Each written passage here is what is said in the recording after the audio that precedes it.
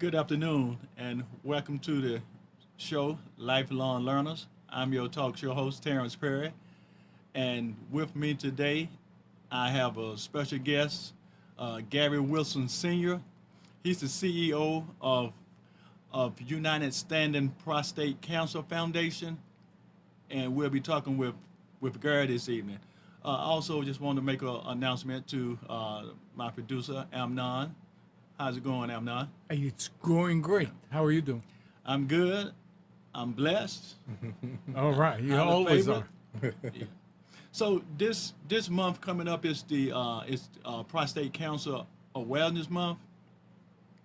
So we want to kind of talk about prostate cancer awareness, and we have Gary Wilson that has a prostate cancer foundation.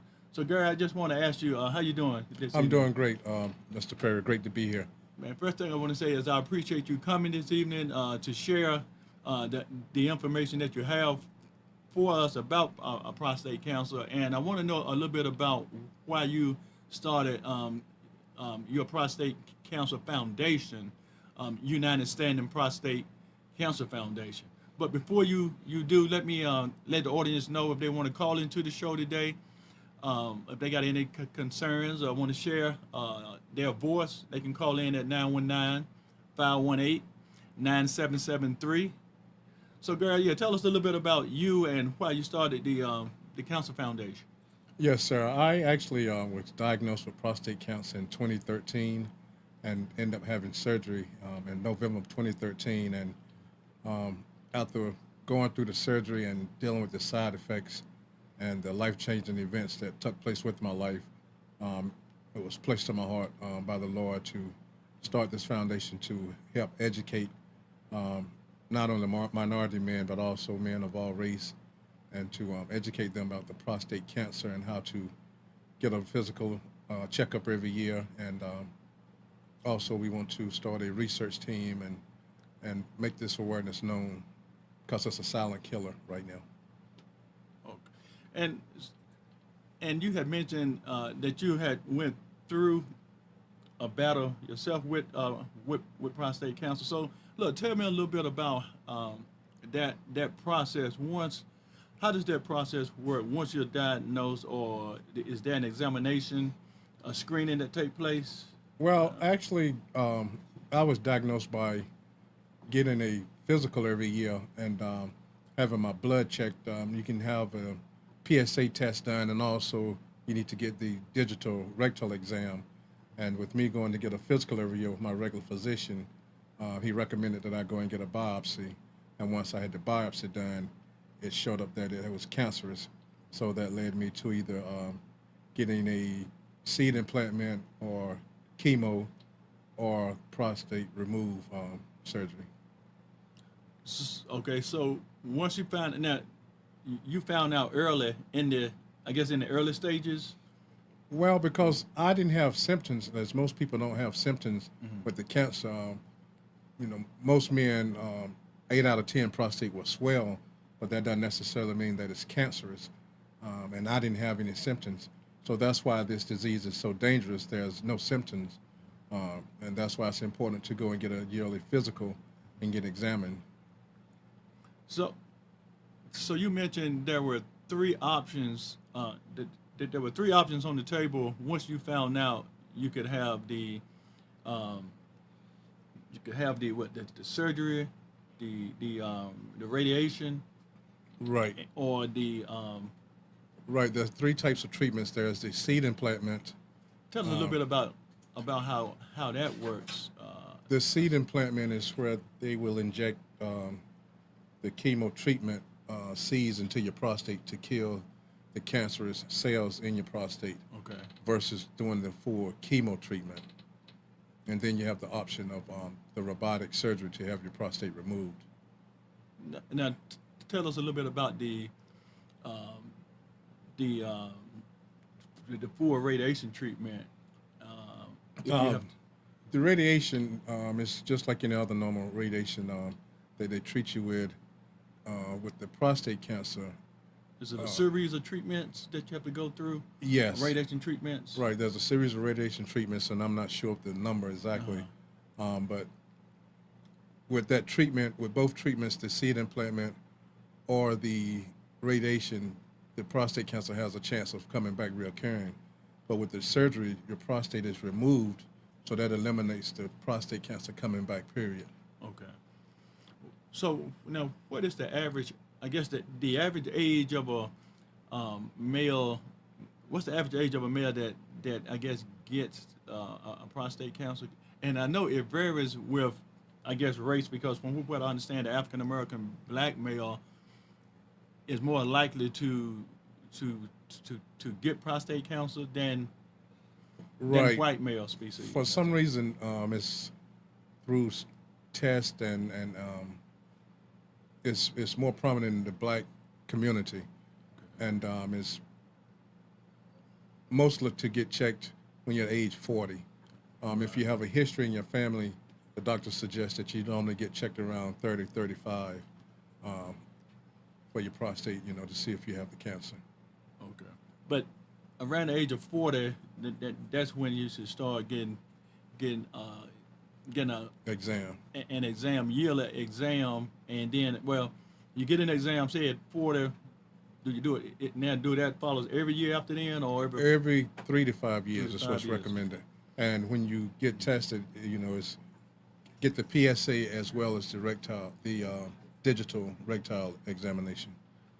Tell us a little bit about the PSA examination and, I guess, the rectal, but the difference in those two Right. processes. The PSA is they're checking your blood cells for the cancer, and the digital exam is the rectal examination. Okay. And both of them, it's best to get both of them because sometimes, one may miss the other.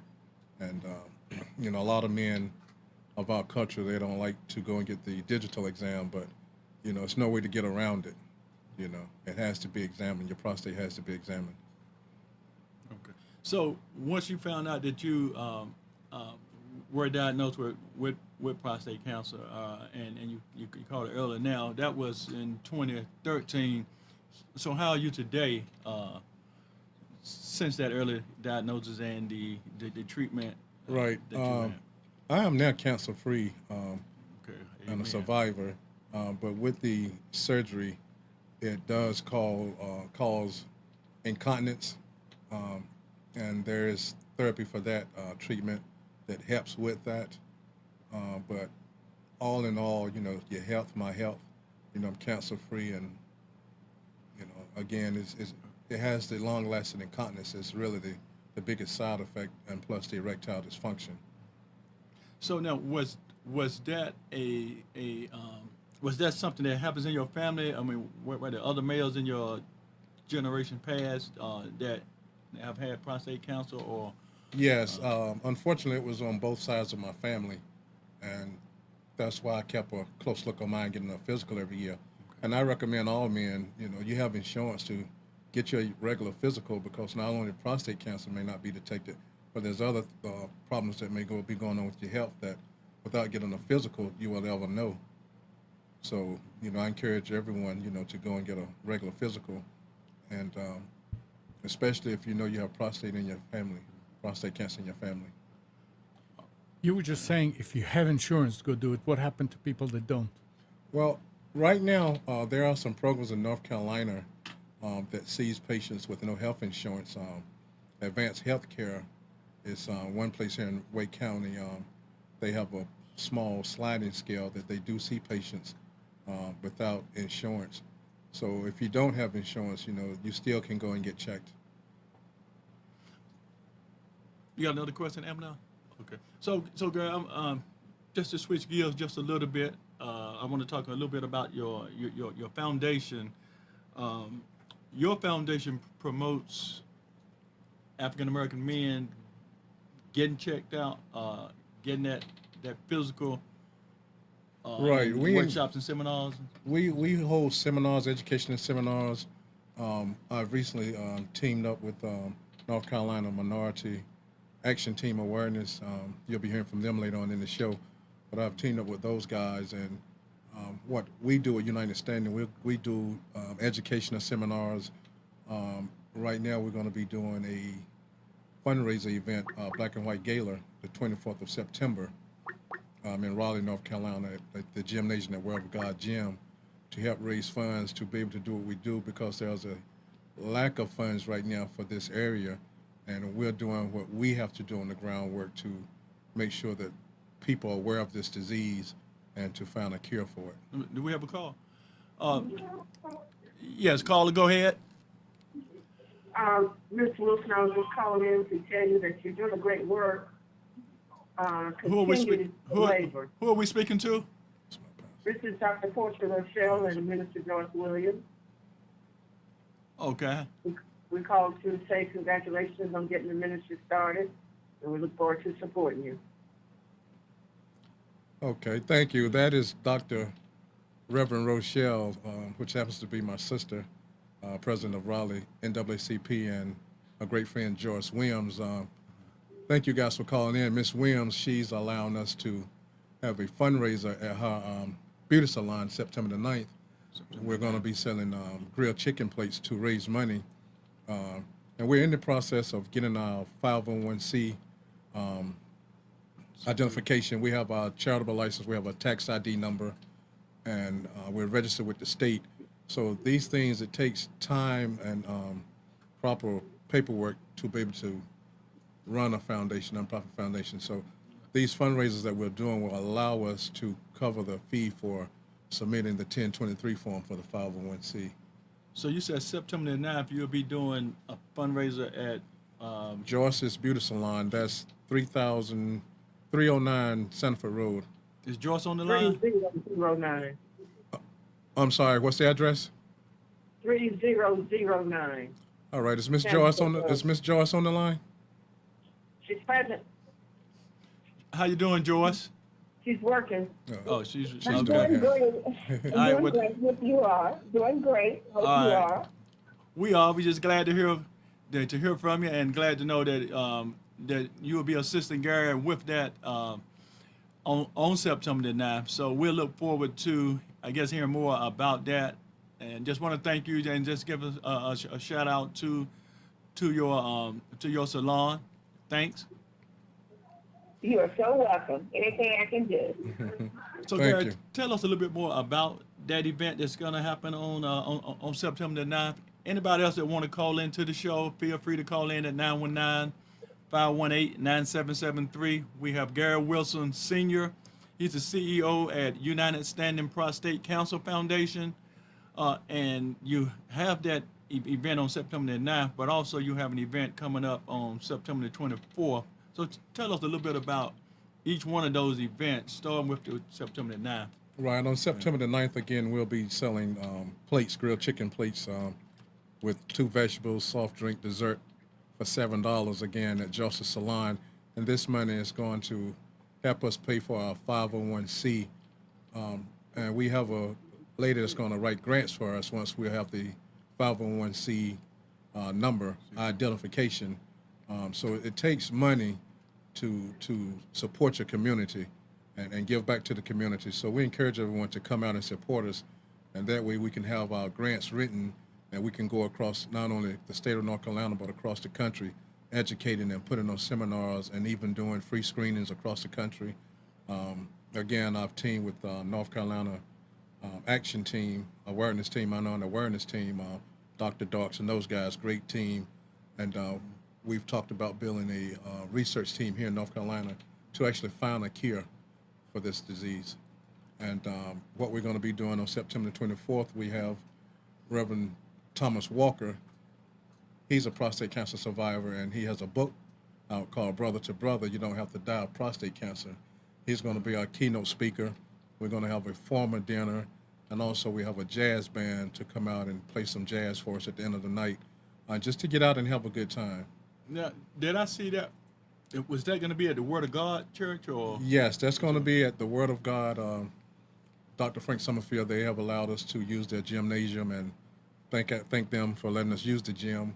And we're just going to have a awareness fundraiser about prostate cancer. So Are you going to be putting on the workshops and seminars also during the day? Well, Throughout? at the gala, we're going to start at 6, and we're going to have um, 2 or 3 survivors to give their testimonies. Okay. I've asked Dr. Darks to come in and share some knowledge of prostate cancer with his profession, and also we're going to have again keynote speaker Dr. Leroy Thomas Walker. That's going to be the keynote speaker. So, if anyone wants to partner up with a sponsorship or donor, we can get your banner up. We may be able to sit you out in the lobby, to put your business on display, to help us out. So now this is in Raleigh, North Carolina, on September the 24th at the Word of God Church. At that gymnasium, it's At the behind the gymnasium. church. Yes, sir. And that's going to be from 6 until 10:30. 10:30. So how many expected? You said it's going to be at the gymnasium. That's going to seem like it's going to be a pretty big location. What's the expected amount of, I guess, turnout that you all expect? We are looking for at least 200 to 350 people. Wow. We have tickets on Eventbrite, as well as you can contact me at 919-240-1425 for tickets. And also, if you go on our website, we have a website. If you go through our Facebook page, United Standing Prostate Cancer, our Facebook link is on that page, and you can see our board of directors and what we're doing, and our board of directors will have tickets as well. Okay. Now, are they going to have tickets at the salon, the two women we just spoke with? Will they have tickets there, or do we have to go on? You can go to Eventbrite? Eventbrite or contact me, or you can pay at the door. Okay, so you can pay at the door. Contact Gary Wilson. Can you give them your email and phone them again of just how to get in contact with you?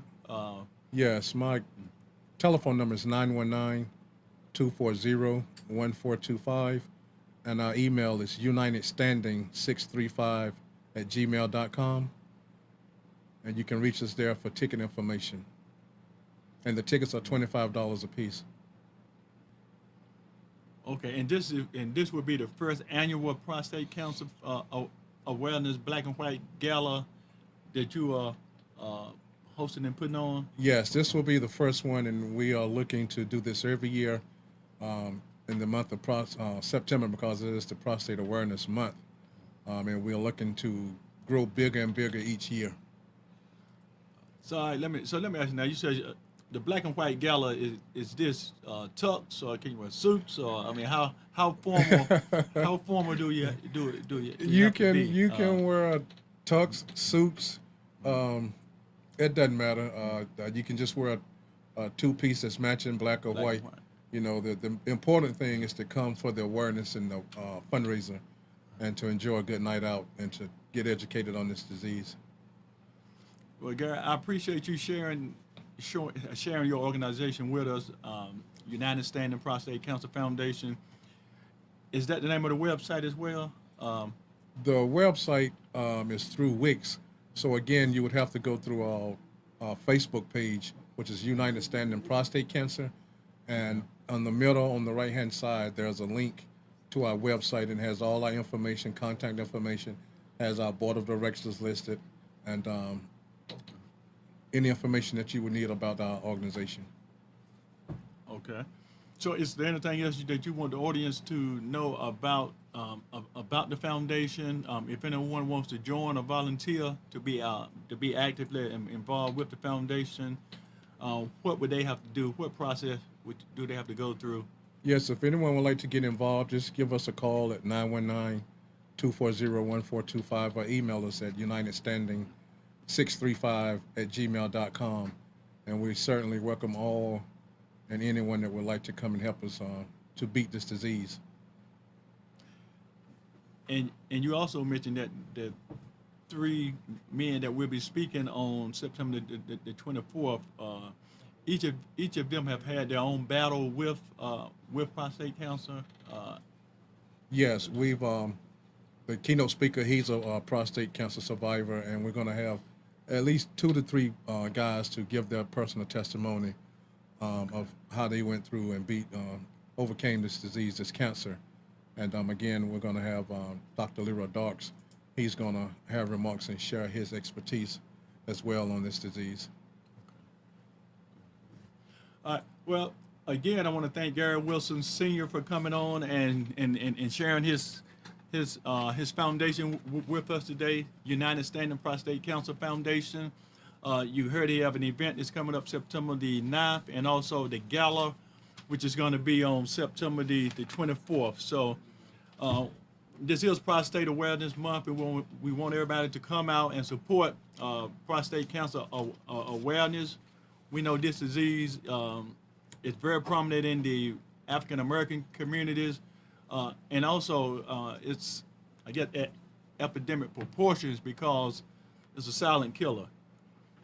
And as a silent killer, it's taking us out before men are aware that they should have had or are having that examination. So what we're asking is that you do around the age of 40, go ahead and get an examination for prostate cancer.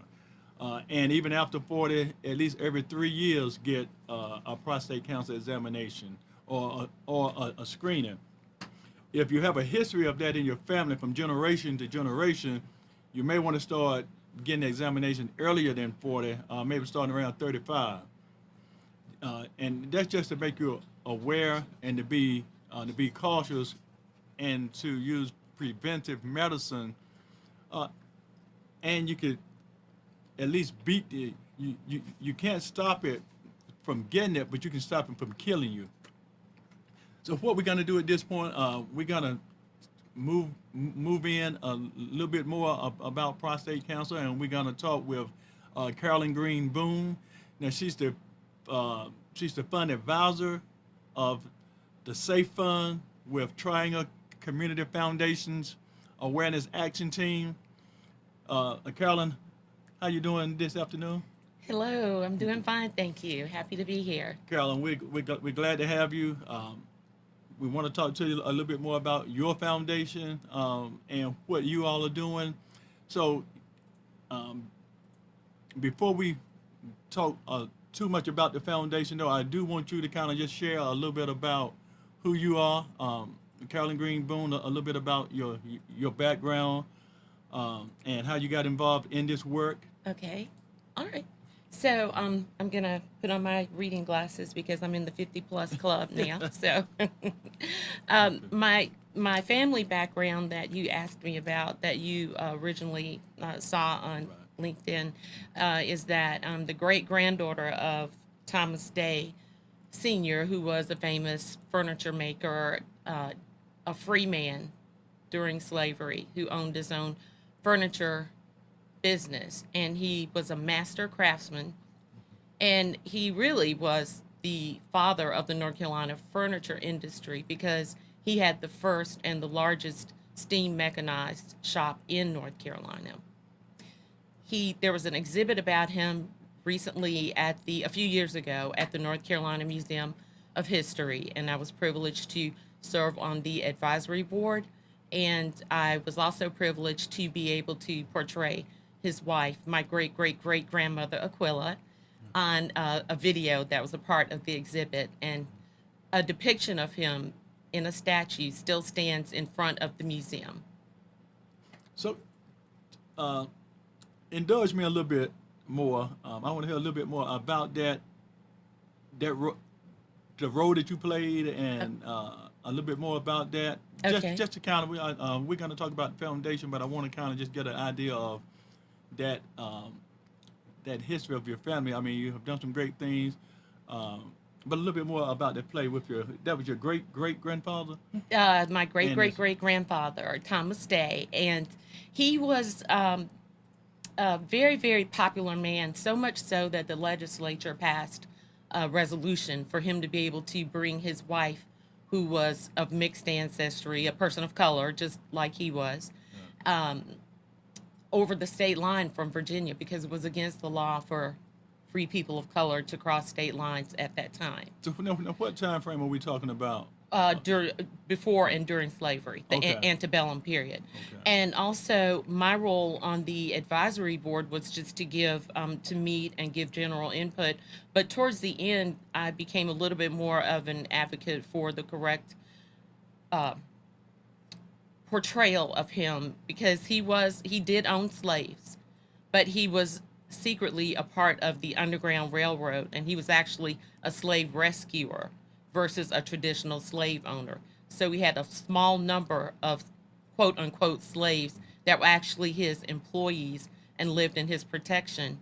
And in his workshop, which is the Union Tavern in Milton, North Carolina, the older people there passed down the legacy, and these are Southern white people telling this story, that he used the underground, the basement of that, to hide slaves that was part of the Underground Railroad.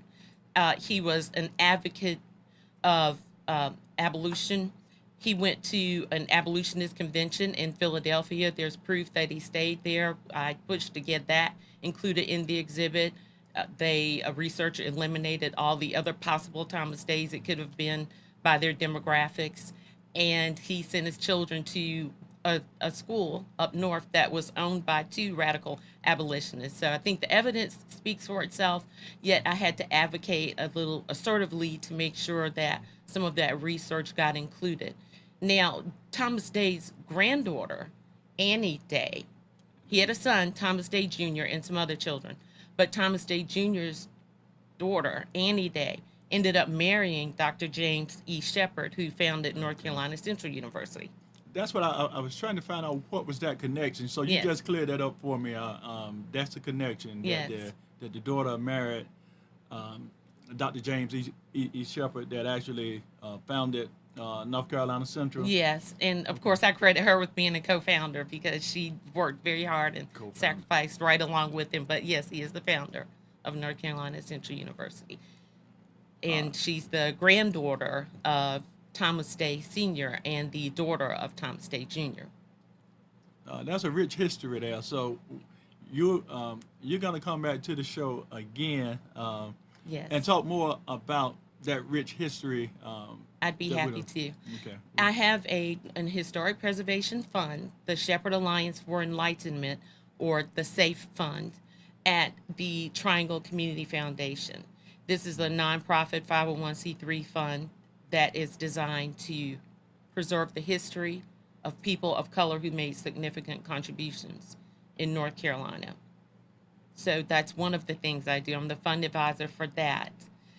I'm also the vice president of the North Carolina Minority Prostate Cancer Awareness Action Team. Okay. That's a segue into us to talk about the prostate cancer and the foundation. So can you tell us a little bit about the Minority Action Team and how that came about, how long you've been in existence, and just your role in pushing that forward? Sure. The North Carolina Minority Prostate Cancer Awareness Action Team, which I'll be referring to as the Action Team from here on, was founded by a group of men over 25 years ago who were dialoguing about the high incidence and occurrence of prostate cancer and the ridiculously high number of African American men who were dying from that.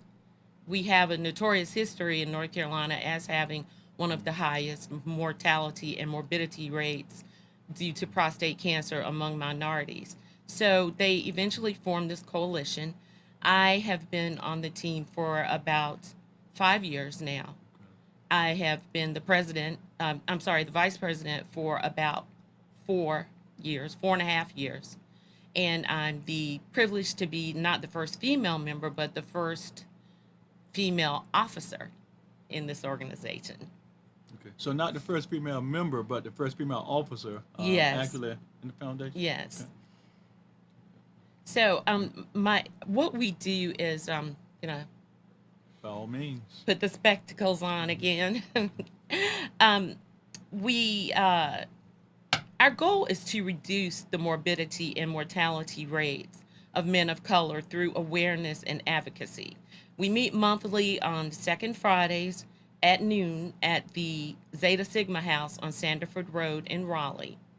We also sponsor a support group for prostate cancer survivors called Umoja that generally meets every fourth Friday at noon at Martin Street, I believe. But when I give you my contact information, anyone who wants to know more can feel free to contact me to get the specifics and more information. There are no prerequisites or requirements for joining the action team. We just want people who are sincerely interested in helping us to help fight prostate cancer and the horrible results that come with having prostate cancer untreated.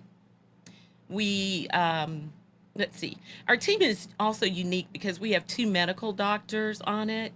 One is a psychiatrist and a prostate cancer health advocate, Dr. James Smith, and the other is a gerontologist, Dr. Leroy Darks, associated with UNC Rex Health, and he is a prostate cancer advocate slash fanatic.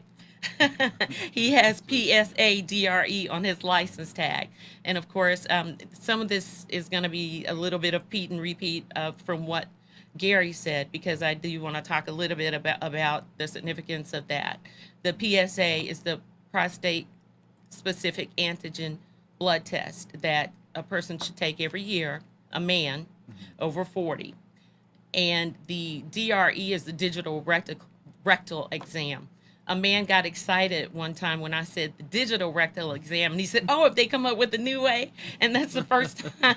That's what I thought the first time I heard it. Like, oh, they have a digital way now, but digital means digits. Okay, so they still, there's still the rectal examination, and we also so happy to have an array of professionals on the team, like the prolific educator, the retired Associate State Superintendent, Dr. Dudley Flood, and many others.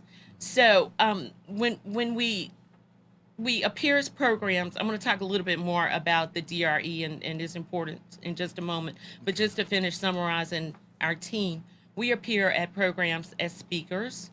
We man stations and set up tables at events.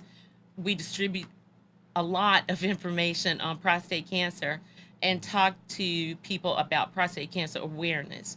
We do not provide medical advice or advocate for specific courses of treatments, but we do provide shepherds who are prostate cancer survivors themselves, and ambassadors who are not survivors but also well trained on prostate cancer, to meet one-on-one with people who are facing a recent diagnosis of prostate cancer or at any phase of dealing with this disease. So you said that you all do not, you don't give medical advice, but you do have shepherds that, what are that, like mentors that actually. The shepherds provide one-on-one counseling and companionship for men facing prostate cancer and for their families. It's a very, very emotionally challenging disease, and it's very trying. And some of the stigmas around the diagnosis of it and the screening for it, like the digital rectal exam, also exists for the treatment.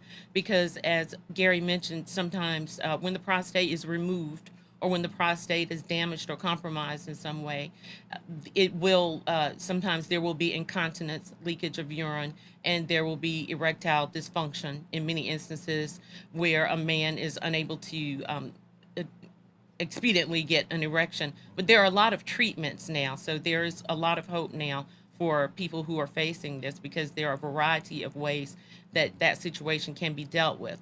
But men are traditionally known to be the leader and to be the strong one in the family. They strength and being able to stand on their own is, kind of the trademark or portrayal of a man. And that's why shepherds are so important. Also why family members are so important, why ambassadors are so important, because we provide a forum for men to talk, to let their guard down and begin to open up about the emotions and help them think through some of the decisions. And also, we strongly encourage people to establish what we call respectful assertiveness with their physicians, in any physicians in the process, and their general physician, because a lot of times people go to the doctor, they just do whatever, accept whatever's done, and then leave. And men should be aware that they should be receiving a prostate exam now. We actually advocate yearly now. Okay. So it's actually become yearly. Is that after 40 or After 40, unless there's a history of prostate cancer in the family, then we recommend it starts earlier.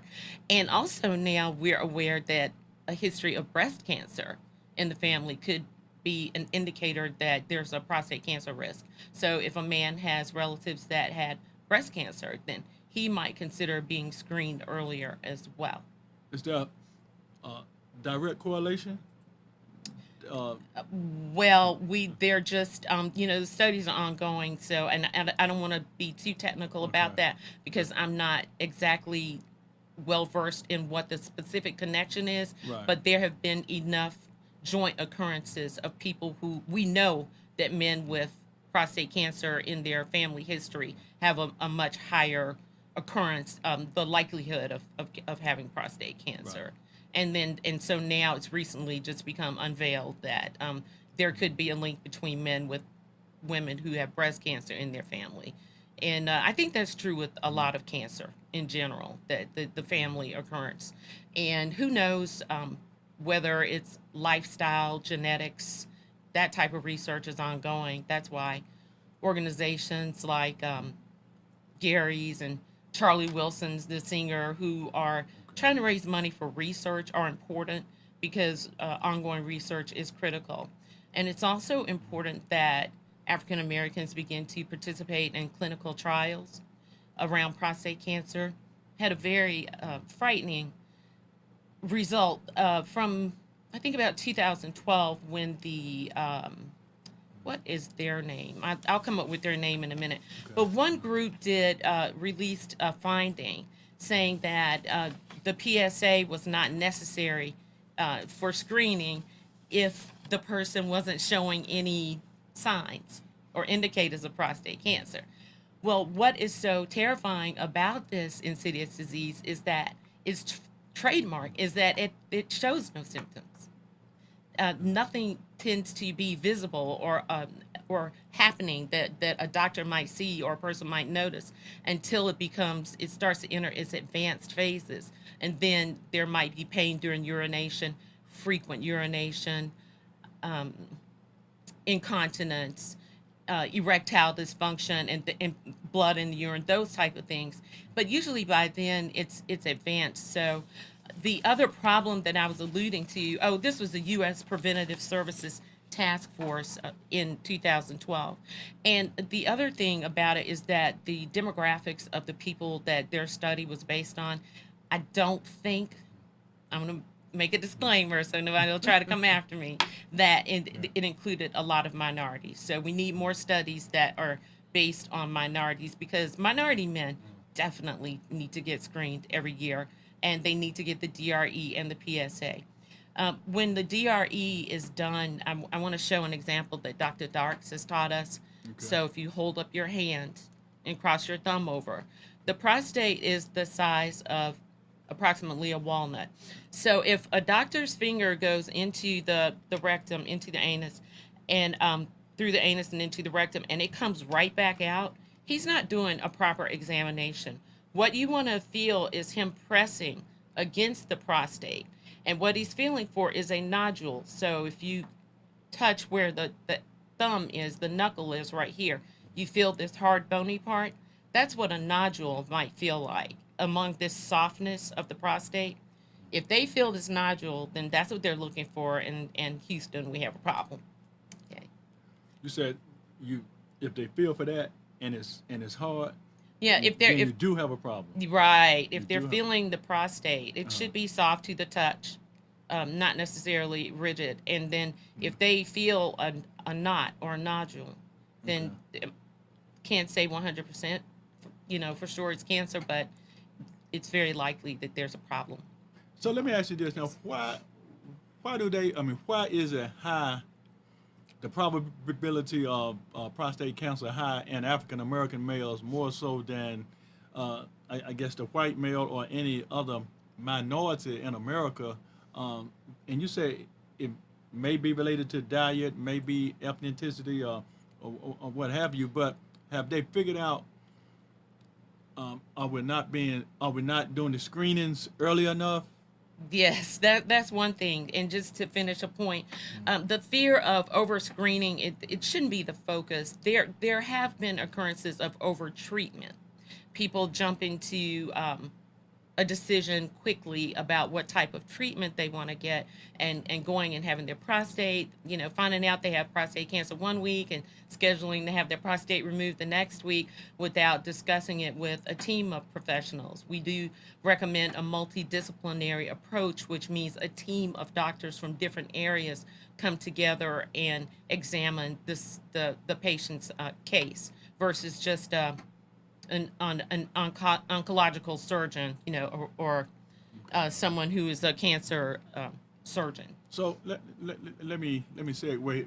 So did that sound like what you're saying is not just a second opinion, but actually a team of opinions We recommend both. working together? Yeah, it's nothing wrong with the second opinion, but also that the team of physicians working together is awesome. A multidisciplinary review of the person's case before any definitive course of action is decided upon.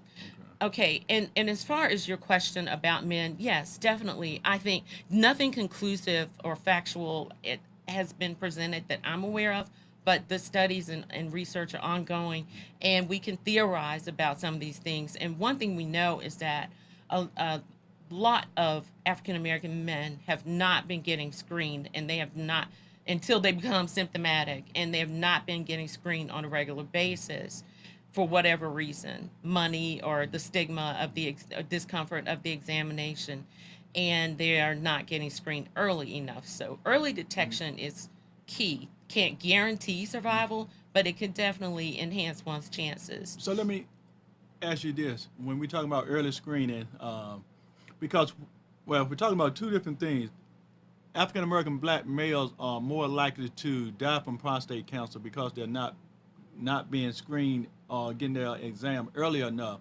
But now also, that's not saying that African American males get prostate cancer any more than any other male. They just don't be screened early enough. I'm just or do saying they get it more in general anyway? That's one small indicator.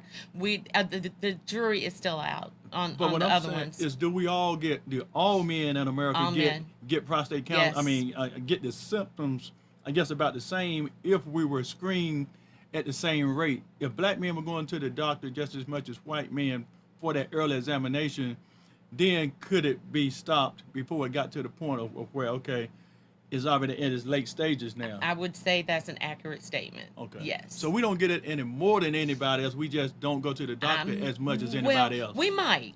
We might. Minorities might, and not only African Americans, but they're looking at Native Americans and high. But it could be due to the same factor. So that's why it's hard to determine without more extensive studies. But speaking of which, cancer in general and prostate cancer, I'd like to talk a little bit about the lifestyle, because we do have some indications. Before you get into the lifestyle, let me Okay. get Amnon to segue on a couple And questions. and one thing should be made: a colonoscopy is not a free, jail-free thing. I mean, it's not going to find out. That's right. I'm glad if anyone thinks that, they're unrelated, and a colonoscopy does not determine whether someone has prostate cancer. And on that note, ladies, I hate to break it to you, but I was telling the guys, I was so happy to advocate and try to make men comfortable with getting the digital rectal exams and removing the stigma from that. And then I found out that women at the age of 50 are supposed to be beginning to get an annual digital rectal exam to check their colons for colon cancer. And I was thinking, what you talking about, Willis? Okay. Stop the bus. A colorectal exam.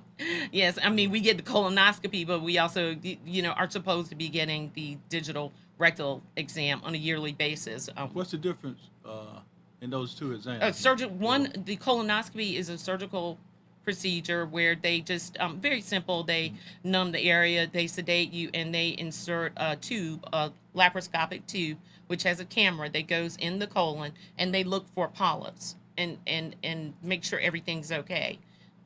What time inside frame the is that? I colon. mean, was that 10, 15, 20-minute procedure? Yeah, it doesn't take long, but the fasting is what most people don't like. You have to fast, and then you have to drink these special liquids, for about 2 days out. So it's a little torturous ordeal. But if everything's normal, I don't think they make you have it more than once every 10 years. We're talking about a colonoscopy now. I think that the digital rectal exam for of the colon is supposed to be done yearly for women 50 and over. So these are the types of things. That's why it's so important to have a regular provider, a doctor that one goes to twice a year. I go twice a year, that can tell us about all these things, inform us of these tests that we need to have, when we need to have them, what we need to do in our life. My doctor advocates very much for a healthy lifestyle. The elimination of animal fats, the elimination of tobacco and alcohol abuse, regular exercise, and reduction of stress is important, which is, of course, Dr. Smith is a mental health expert. He's a Dr. Smith psychiatrist. yeah, we used to work together. Right. For years. Great, awesome guy. But I advocate for mental health. We need to take the stigma off of mental health treatment, just like we need to take the stigma off of prostate cancer examinations. There are some men who have died because they did not want to have the digital rectal exam. I had one young man say to me, I'd rather die than let someone stick their finger up my what.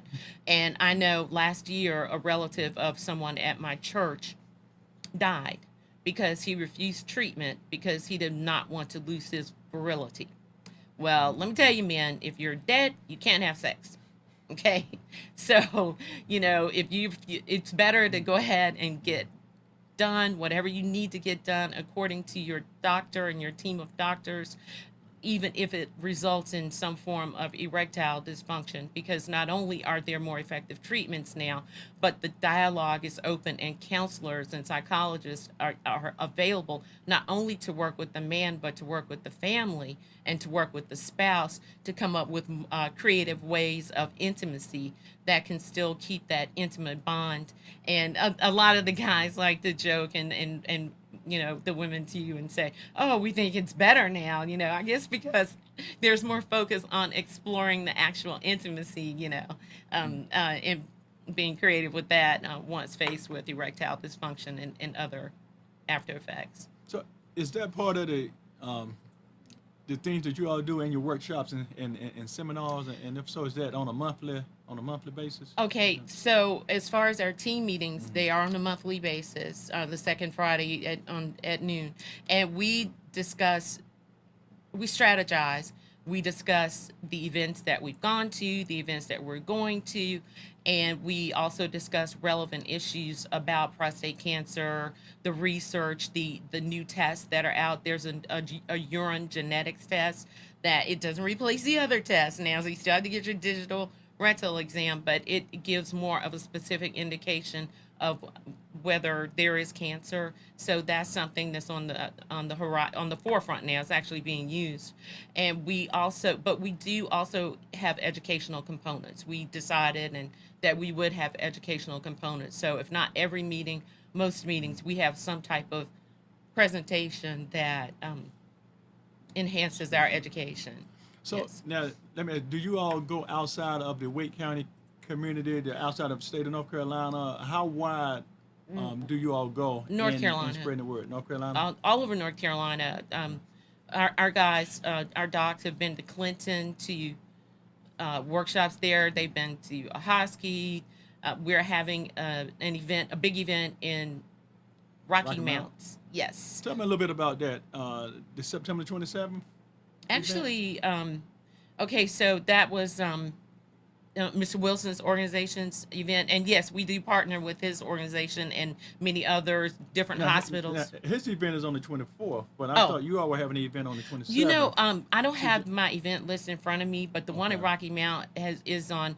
I think it may have been scheduled then, and the date has been changed. Okay. So the Okay. date is now on October 15th. Unfortunately, I won't be able to be there because that's NCCU's homecoming, and I represent the family in the parade, and I have to be there as a representative of the Shepherd family, so a couple of our guys won't be able to make it. But we are having our annual education event in Rocky Mount. And we wanted to use a different forum at the Impact Center, and I can get you the more information about that. If anyone wants to contact me, and I'll certainly provide it to you in case someone contacts you. It's free. It starts. It's open to the public, and they're expecting a strong showing of the men of that church and in that community. They've been there to speak to other events that church has hosted and done presentations on prostate cancer among the other presentations that were being done. And they've had, sometimes 250 men strong at their events. So it should be a really great event. I'm very excited about it, very disappointed that I won't be able to go, but I look forward to participating in our next annual event. And hopefully we're talking about doing more events in different areas. We want to go to more rural areas, and traditionally we've had our annual education event in Raleigh. We did partner with someone and have it in Winston-Salem, at Winston-Salem State once, but traditionally they've been in Raleigh, and they're very good, very well attended, very educational. People seem to enjoy them and leave enlightened and encouraged about prostate cancer advocacy. But we want to do even more workshops that we sponsor in rural areas so that we can reach those guys who are, farmers and whoever, mechanics, whoever is living in those rural areas that aren't really aware of or prone to get in their car and drive to Raleigh to a major conference that we may have. Let me ask, now, are you all one of the biggest, I guess, organizations for prostate cancer in this area, and I guess in the Triangle? Well, I don't know about the biggest. We're the best. Y'all the But best. I mean, well, because you've been around for about 20 years. yeah, we probably. So I know you've probably grown over those 20 years, and like I said, you don't just be the best, so you have to be doing outstanding work in the Thank community. you. And We do a so forth. lot of outreach. We don't push. We want to encourage membership, but we don't push for high numbers. We want quality versus quantity, and we want folk who are on the team that are ready to work and participate and play various roles in our events and on our team. So So- we have a great team of officers. So Yes. now, how would we? I know you said earlier that you don't have to you don't have to do anything special to become a volunteer and sign up to be a part of. But actually, how do you? Any male that want to, or any man or woman that wants to be too. a part of it, how do they plug into it? Just come, contact me. I'll give you the information. I can give you contact information for Jim Smith. Unfortunately, we have a new website, and bad vice president, I don't have the address with me. So we'll, get that to you if you contact me. I'll definitely be happy to give you our web address for our new website. Very excited about that. Dr. Smith helped set that up, and I've been wanting one for a long time. So I'm a little disappointed I don't have the actual web address with me, but I promise you I will provide it. And we've been in service, yes, for a long time, and done a lot of momentous work in terms of prostate cancer health advocacy and now general health advocacy, and also giving out actual information, directing people to physicians and clinics. We get a lot of our information from like the American Cancer Society. They're really, really great about giving out free information. We have some partnerships. Rex has some information that they give out, and we have our own brochure. We have Church Fans, which our president is a big, huge fan of the Church Fans. So we have our prostate cancer, awareness, our action team Church Fans, and we have our we give out these blue prostate cancer ribbons that I'm wearing a shirt kind of the similar color, and we also give out these gold walnuts. I know it's a little bit hard to see from here, but I just handed one to Gary on the way up to sit down. These are actually little gold walnuts, but the prostate looks very much like a walnut. So we use these for our little prostates, our golden prostates, and we give these out to survivors, and anyone can wear the blue ribbon, to represent prostate cancer. Good deal. Carla, listen, I appreciate you coming this evening, and also about you sharing a little bit about your background, your family background, and Thank you. the Minority Prostate Cancer Awareness Action Team. Triangle Community Foundation and the North Carolina Minority Prostate Cancer Awareness Action Team. Now, one organization Two or different two? things. Two different things. The Break that Triangle down for me real Community quick. Foundation is related to my historic preservation fund, the SAFE fund. The Okay. Shepherd Alliance for Enlightenment is part of the Triangle Community Foundation. They house a number of funds that some are non-specified, but most of them have a stated mission, like mine is historic Okay. preservation of people of color. And so they have one for felines there, and cat organizations and all kinds of sending kids to camp. So Triangle Community Foundation is great. It's based in Durham on the American Tobacco campus. And I would be excited to get us together one day and see if we can get some health related fund at the Triangle Community Foundation to give some funding to us to help us continue our work. Okay. All right. So now the North Carolina Minority Prostate Cancer Awareness Action Team, two different organizations. Okay. Yes. Any work done that they do together, or Well, one is on your left and one is on your right, and you don't let the two intersect? oh yeah, I don't. It's hard for me because I need to raise money for my historic preservation fund, but I've been helping to come up with ideas and try to round up some. I'm actually working on a donor right now, so he can give us some money to get some promotional products to give out. But yeah, so I actually raise money for both causes, and I do them separately, but I devote a lot of time to each. Well, listen, again, I appreciate you coming. I want you to come back anytime you're working. Hopefully, you'll be back in December. Yes. And we can talk more about the Triangle Community Foundation. I want to know more about that too. Okay. But also, again, any information that you have about the prostate cancer awareness, Sure. feel free to share that, bring it back, email me so we Okay. can get that information out. So do you want my contact information before we sign We off? definitely Okay. do. My email address is thesafefund@aol.com. That's my personal email address. THESAFE, like a safe and secure or a money safe fund, like a money fund. So thesafefund@aol.com. I'm also on LinkedIn under Carolyn Green Boone.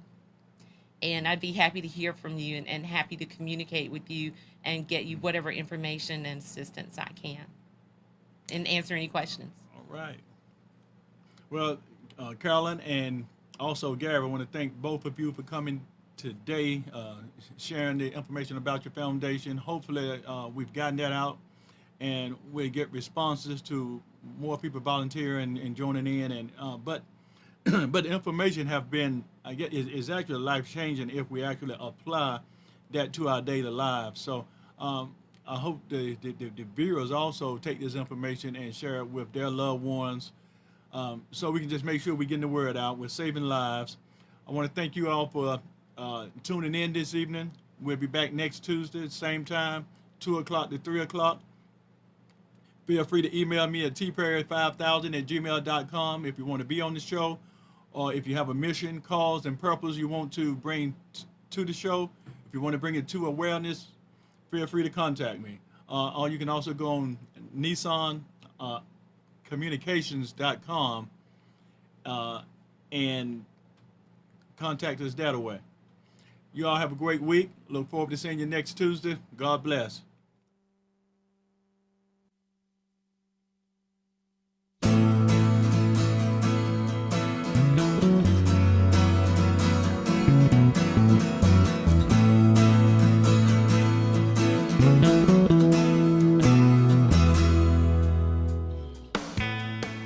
You are tuned to the Nissan Communications Network. Our weekly lineup of call-in programs includes Computers 2K Now with Amnon Nissan, My Life, My Will with Gisela DiCarlo, The Tanya Love Show, Health Then with Debbie Bruck, Breaking Free with Marilyn Shannon, Triangle Be Well with Howard Jacobson, Lunch and Learn with Rabbi Yisrael Cutler, Lessons of Vietnam with NCVVI members, Current Affairs with Amnon Nissan. And if you tuned in too late, you can always watch each program in its entirety or download an MP3 audio file of it in the archives section on nissancommunications.com. Don't forget to subscribe to our YouTube channel, follow us on Twitter, and like us on Facebook. Sponsored by Atomos.com, makers of quality video recorders and converters, CarolinaApparel.com, and DeltaForce.net.